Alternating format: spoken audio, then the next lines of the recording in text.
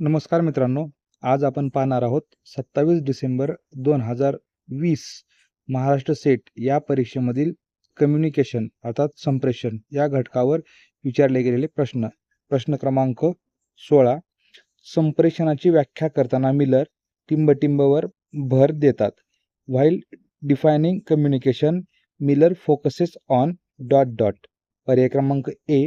ग्राहकाच्या वर्तन बदलावर, बिहेवियरल चेंज ऑफ रिसिव्हर. पर्याय क्रमांक बी. संदेशावर, मेसेज. पर्याय क्रमांक सी. अवबोधावर, परसेप्शन. आणि पर्याय क्रमांक डी. प्रेषकावर, सेंडरवर. त्याचं उत्तर आहे पर्याय क्रमांक ए. ग्राहकाच्या वर्तन बदलावर. संप्रेषणाची व्याख्या करताना मिलर ग्राहकाच्या वर्तन बदलावर भर देतात. पुढील प्रश्न क्रमांक 17.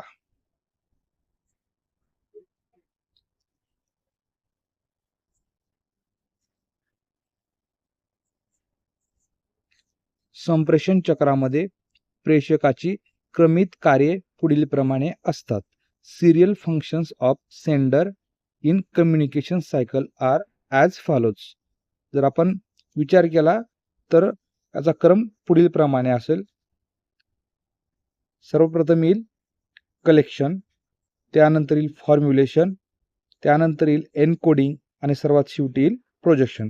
असा असणारा पर्याय कोणता आहे? पर्याय क्रमांक ए. 17चं उत्तर पर्याय क्रमांक ए. संग्रहण, सुसूत्रीकरण, सांकेतिकीकरण आणि सर्वात शेवटी प्रक्षेपण ही संप्रेषणामध्ये ही क्रमित कार्ये येतील. पुढील प्रश्न क्रमांक 18.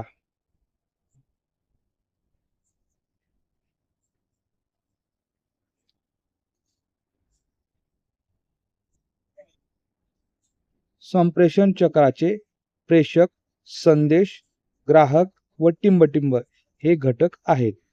The component of communication cycle are sender, message, receiver and ... पर्याय क्रमांक ए. गोंधळ, नॉईस. पर्याय क्रमांक बी. माध्यम, मीडिया. पर्याय क्रमांक सी. अडथळे, बॅरियर्स. आणि पर्याय क्रमांक डी. प्रत्याभरण, फीडबॅक. त्याचं उत्तर आहे पर्याय क्रमांक बी. माध्यम. संप्रेषण चक्राचे प्रेषक, संदेश, ग्राहक व माध्यम हे घटक आहेत. पुढील प्रश्न क्रमांक 19.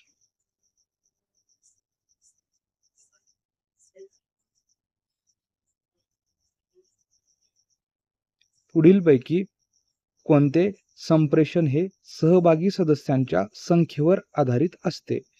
Which of the following is one of the communications based on number of parties involve? पर्याय क्रमांक ए. व्यक्तिगत संप्रेषण, पर्सनल कम्युनिकेशन. पर्याय क्रमांक बी. औपचारिक संप्रेषण, फॉर्मल कम्युनिकेशन. पर्याय क्रमांक सी. क्षैतिज म्हणजेच हॉरिझॉन्टल संप्रेषण. आणि पर्याय क्रमांक डी. अनौपचारिक संप्रेषण, इनफॉर्मल कम्युनिकेशन. त्याचं उत्तर आहे पर्याय क्रमांक सी. हॉरिझॉन्टल कम्युनिकेशन हे सहभागी सदस्यांच्या संख्येवर आधारित असते. पुढील प्रश्न क्रमांक 20.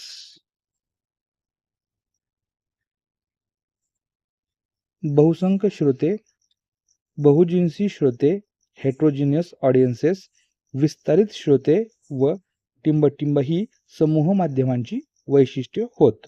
Characteristics of mass media communication are large number of audiences, heterogeneous audiences, scattered audiences and. पर्याय क्रमांक ए. निरक्षर श्रोते, इलिटरेट ऑडियन्सेस. पर्याय क्रमांक बी. गोंधळाचा अडथळा, नॉईस डिस्टर्बन्स. पर्याय क्रमांक सी. प्रत्यक्ष प्रत्याभरणाचा अभाव, अब्सेन्स ऑफ डायरेक्ट फीडबॅक. आणि पर्याय क्रमांक डी. प्रभावी माध्यम, पॉवरफुल मीडिया. त्याचं उत्तर येईल पर्याय क्रमांक सी. प्रत्यक्ष प्रत्याभरणाचा अभाव म्हणजेच अब्सेन्स ऑफ डायरेक्ट फीडबॅक. तर हे होते 27 डिसेंबर 2020 महाराष्ट्र सेट या परीक्षेमधील कम्युनिकेशन या घटकावर विचारले गेलेले प्रश्न. धन्यवाद.